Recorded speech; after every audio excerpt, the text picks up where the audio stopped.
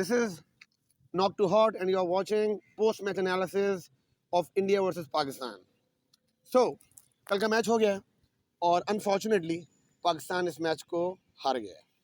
Yes, हमने prediction की थी कि 60% पाकिस्तान की प्रोबेबिलिटी है जीतने की, because they were carrying the momentum, they were carrying the confidence. But unfortunately कल पाकिस्तान का जो डिस्प्ले हुआ है उस पर काफ़ी एतराज़ आते हैं. हम इसी बात पर डिस्कस करेंगे और सम अप करेंगे कि व्हाट आर द फैक्टर्स जिसकी वजह से पाकिस्तान ये मैच हारा. तो रमीज़, स्टार्टिंग ऑफ ज़रा बताओ यार, ये हुआ क्या है? ये अचानक से अरमान हमारे ठंडे कैसे हो गए? अरमान ठंडे नहीं हुए, वो इंडिया की प्लानिंग थी.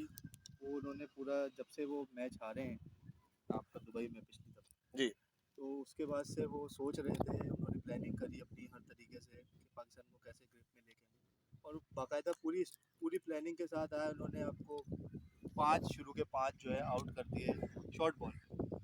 तो प्रॉपर स्ट्रेटजी से वो पहले आए थे अपनी उसके लिए. अब माइक ले लें थोड़ा सा जिनका. और स्ट्रेटजी की वजह से वो उन्होंने आपकी शुरू के जो 5 बैट्समैन हैं उनको पवेलियन भेज दिया. तो वहीं पर वो गेम अपनी ग्रिप में ले गए. मगर एक अच्छी छोटी पार्टनरशिप लगी. पार्टनरशिप ज़रूरी थी इस मैच के लिए, जो कि नहीं लगी. और यही बात बाबर आजम ने भी अपने इंटरव्यू में की, प्रेस कॉन्फ्रेंस में, पोस्ट मैच प्रेस कॉन्फ्रेंस में, कि ये जो पार्टनरशिप की ज़रूरत थी हमसे वो पार्टनरशिप नहीं लगी.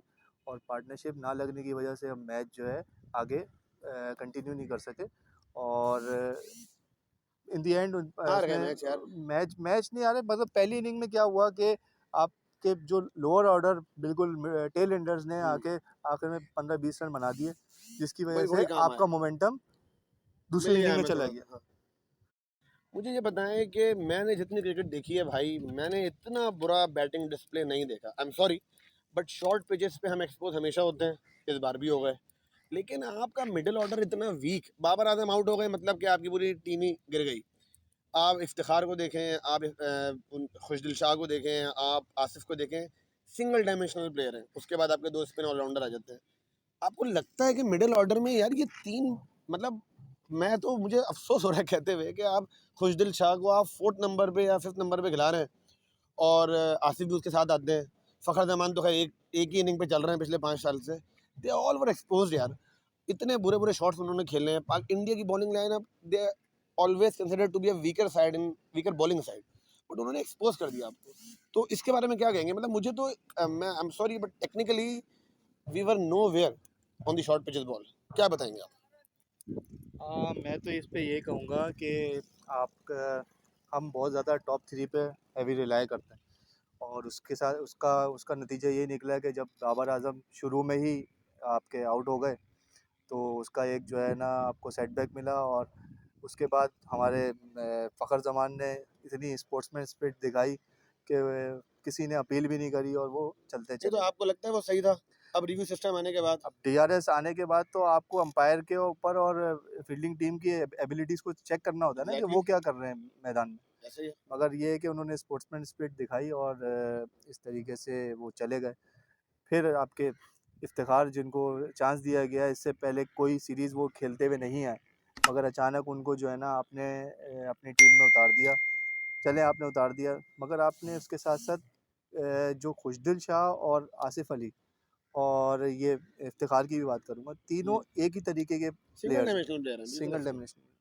तो उसकी वजह से आपने क्या किया, कॉम्प्रोमाइज़ किया. आपने खुशदिल शाह को आप खिला रहे हैं एज अ ऑलराउंडर. यस. जब आप उसको एज अ ऑलराउंडर खिला रहे हैं तो उसको आप, और अगर उसको बॉलिंग में यूटिलाइज़ नहीं कर रहे हैं तो फिर आपको खिलाने की ज़रूरत नहीं है. फिर उसके उसके उससे बेहतर आपके पास जो है आपका हैदर अली था. आप हैदर अली को एज अ प्योर बैट्समैन खिलाते. नहीं तो आपको यहाँ पे शोएब मलिक की कमी महसूस हुई 100% कमी महसूस हुई आपको. कि आप जो है, अब आपको हफीज़ की भी कमी महसूस हो रही है कि हफीज़ जो है मिडिल ऑर्डर में आते थे और आपको वहाँ पर गेम को बना के देते थे. तो ये इन शुरू के टॉप 6 पे जो है ना आप एक्सपोज हुए. और आपके टॉप 3 के बाद उसके बाद के जो 3 हैं वो आपके लिए जो है ना वरिंग साइन. अच्छा मोहतशिम, मैं तो आपके सवालों के जवाब दे रहा हूँ, तो आप अब मेरे सवालों के भी जवाब दें कि आप क्या बोलते हैं, जो ये हमारे प्लेयर्स के साथ क्रैम्प वाला इशू आया, उसकी क्या वजह हो सकती है कि ये जो तीन प्लेयर्स आपके बॉलिंग स्टार्ट हुई थी और रिजवान क्रैम्प लेके बैठ गए, उसके बाद आपके जो बॉलर्स हैं वो इनिशियल के ओवर्स में ही थोड़ी कुछ डिफ़िकल्टी शो कर रहे थे। नसीम ने अपने शायद दूसरे ओवर में ही टांग पकड़ ली थी। उसके बाद वो बाहर चले गए और फिर वो तीसरा अपना दूसरा स्पेल करने के लिए जब आए और उन्होंने सूर्या कुमार को बोल्ड किया। तो इसकी क्या वजह आप बोल सकते हैं कि ये क्यों इनके क्रैम्प्स इतने पड़ रहे हैं? देखिए, प्लेयर सबसे पहले तो मैं आपको इसका सिंबल बताऊँ, ये माइक है फ्रेंड्स हमारे हाथ में, तो हमें इसको रखना ज़रूरी है। सबसे पहले तो मैं आपको बताऊँ जी कि किसी भी प्लेयर को ना एक सेल्फ एनालिसिस बहुत ज़रूरी है। ठीक है, आपकी एक मैनेजमेंट सिस्टम होती है, आपका ट्रेनिंग सिस्टम होता है जिसको आप जिस पे रिलाय करते हैं, बट एक आपका सेल्फ एनालिसिस भी होता है। हम सब ने क्रिकेट खेली है कुछ ना कुछ, और एक सेल्फ एनालिसिस होता है कि आपको क्या करना है, क्या नहीं करना। एक 19 साल का player Naseem Shah active player है, वो चौथे ओवर में इंजर्ड हो जाते हैं या तीसरे ओवर में थक जाते हैं, तो it's not a good sign. इसका मतलब ये है कि आपका एक मॉड्यूल होता है बॉलर का या एक प्लेयर का, अ, अ, पूरी उसकी जर्नी होती है, वो पूरी नहीं हो रही है, उसको कोई समझाने वाला नहीं है और ना वो उसे खुद समझ में आ रही है। वर्ल्ड क्रिकेट में अगर आपको कॉम्पीट करना है, you need to grow up as early as possible. You can not wait like कि यार मैं आराम से करूंगा ये काम। तो इससे एक सवाल और बनता है, तो इसका मतलब है आमिर ने जो अपना कैरियर को बीच में वो किया, कंसिडर किया कि मैं टेस्ट को क्रिकेट को उसको स्टॉप कर दूं और कंटिन्यू करूं वाइट बॉल को, तो इसका मतलब है वो डिसीजन सही था कि अभी आपके जो है ना प्लेयर्स 4 ओवर नहीं करा पा रहे हैं और क्रैम्प आ जा रहे हैं और फिर इन पे वर्कलोड मैनेजमेंट का चक्कर है। इशू नहीं इशू आ देखिए, रहा ये डिबेटेबल है, आमिर के लिए इसलिए डिबेटेबल है बिकॉज ये कोई सोल्यूशन नहीं है कि आप रिटायरमेंट ले लें। आप पर अगर पीसीबी ने इन्वेस्ट किया है और आप एक फॉर्मेट से रिटायरमेंट ले लेंगे without any consent, this is not a good sign. लेकिन हाँ, वर्कलोड को कम किया जा सकता है। आप हमारी लास्ट वीडियो में हमने शाहिन अफरीदी के बारे में डिस्कस किया था कि आप वीकर साइड्स के अगेंस्ट ड्रॉप हो सकते हैं, रेस्ट कर सकते हैं और कम मैचेस खेल सकते हैं। देखें, आप ऑस्ट्रेलिया के प्लेयर्स की बात करें, अभी रिसेंट उनकी मैचेस हुए, कोई भी प्लेयर कंसेक्यूटिव मैचेस नहीं खेलता। अगर वो टेस्ट मैचेस खेलता है सारे, तो वो T20 वनडे में ड्रॉप हो जाता है। वनडेज खेलता है तो T20 में होता ही नहीं है, और अगर वनडे T20 दोनों में होता है तो वो मेन मैचेस खेलता है। वो एक वर्कलोड एक रोटेशन पॉलिसी होती है, हमारे यहाँ नहीं है। और अनफॉर्चुनेटली हारिस रऊफ, नसीम शाह, ये सारे यंग बॉलर्स हैं। इवन धानी भी, खैर धानी की फिटनेस सही है, लेकिन अल्टीमेटली उसको भी कुछ ना कुछ होना है, खुदा ना खास्ता, बिकॉज आपका मैनेजमेंट सिस्टम ही नहीं है। तो we need to understand this कि हमें करना है, बिकॉज आपको पिनलाइज आप अलग हो गए, बिकॉज आपने फील्डिंग वो हाँ, जो क्योंकि आपके आपके टाइम 3 टाइम ओवर्स फैक्टर में था, आपने 5 फील्डर अंदर रख के वो फील्डिंग करी। पिनलाइज हुए। खैर इंडिया भी हुई थी, लेकिन आप भी हुए, आपको जरूरत उस वक्त ज्यादा थी एक प्लेयर बाहर रखने की। फिर आपके क्रैम्स अलग पड़ गए। शाइन अफरीदी, उसको जो छक्का पड़ा है लास्ट 5वीं बॉल पे, that was the turning point. उसने एकदम नसीम रन शाह रेट को नीचे ले आया। वो क्यों पड़ा? बिकॉज वो he was not fully fit to bowl that ball. तो ये सारे फैक्टर्स हैं। अच्छा जी, मैं इससे पहले इंडिया की बैटिंग पे आऊँ, 1 मिनट 1 सेकंड लूंगा धानी के 2 छक्कों पर। आई थिंक उन 2 छक्कों ने गेम बनाया आपका, जो आप मैच को इतना पेनल्टीमेट मोमेंट पे लेके गए।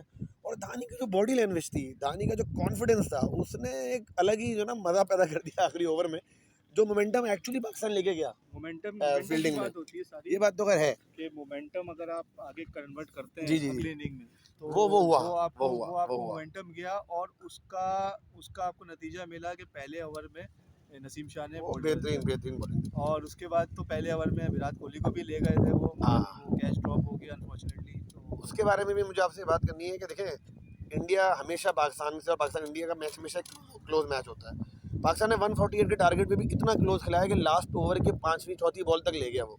इसका मतलब ये है कि आपकी बॉलिंग लाइन स्ट्रॉन्ग थी, आप बड़े स्ट्रॉन्ग आए थे, और इंडिया कहीं ना कहीं अंडर प्रेशर ही आया था। इनफैक्ट शोएब अख्तर ने तो कहा है कि they both were trying to lose, और अल्टीमेटली एक जीत गया। तो दो बातें मुझे आपसे करनी है। पहले तो Indian batting line, they were shaky. Rohit Sharma he didn't take off at all.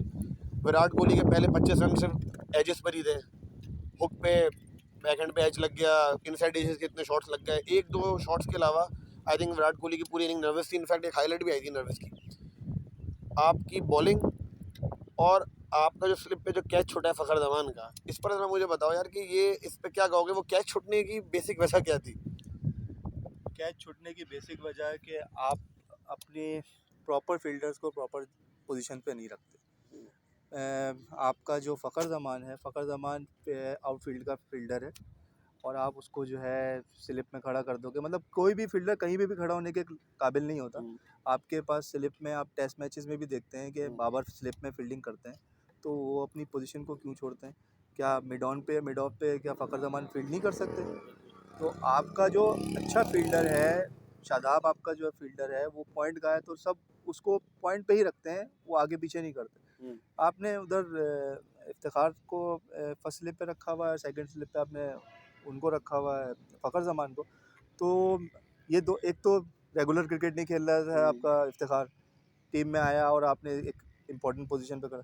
फिर फ़खर जमान भी स्लिप का फील्डर मैं नहीं समझता और वो आई थिंक इतना। इसमें सॉरी मैं आपको कट कर रहा हूँ, एक और मसला भी है, जब आपका इतना लो कैच होता है ऑन योर राइट तो you never go with both hands, उसकी टाइम उसमें प्रॉब्लम आती है, आप लेट पहुंचते हो। It was single hand, it should have been a single hand try. आपको मैं और एक टेक्निकल वजह बताता हूँ। Fakhar Zaman is a lefty और ये कैच गया उसके राइट पे। राइट तो इसमें जब स्लिप कैचिंग की एक खुसूसियत है कि जो आपका राइट होता है ना, हमेशा उस फील्डर को उस तरफ जाने को प्रेफर किया जाता है। बिल्कुल ऐसे। तो अभी नाइस जब ये पॉइंट। अगर ये राइट होता तो ये राइट की तरफ अच्छा मूव कर जाता, और जब इसके लेफ्ट में बॉल आती है तो उसका पीछे वाला फील्डर है वो उस बॉल पे वो ग्रिप करे। अगर वो उस तक नहीं पहुंच सकता तो इसको डालने की, हाथ डालने की वो होती है। मगर ये नहीं है कि आपका जो है ना आपका फील्डर जो है डाइव ही नहीं कर सके उस तरफ जिस तरफ उसका मतलब स्ट्रॉन्ग हैंड है। अब इसका तो वीकर हैंड था, तो इस वजह से ये कैच ड्रॉप होने की भी वजह बनी। तो हम बात करते हैं, देखें इंडिया की बैटिंग तो मैंने हमेशा देखा है बॉक डाउन हो जाती है, the top three doesn't score. वो इस बार भी हुआ, हालांकि रोहित और Virat they stood a bit, 6-7 over खेले उन्होंने।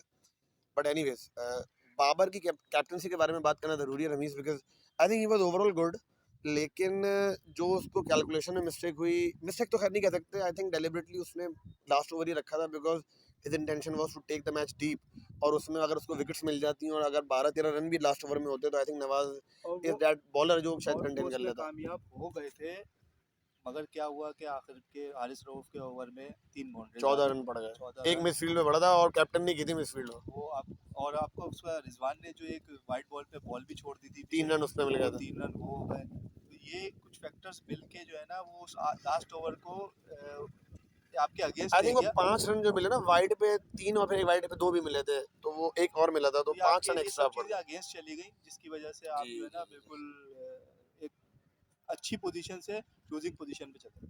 बट आई थिंक मुझे अच्छा ये लगा कि मुझे अफसोस इतना नहीं हुआ हारने का, because Pakistan gave them the fight, it was not a one sided match जो हमने खेला था, और वरना इंडियन मीडिया तो हमें छोड़ता नहीं।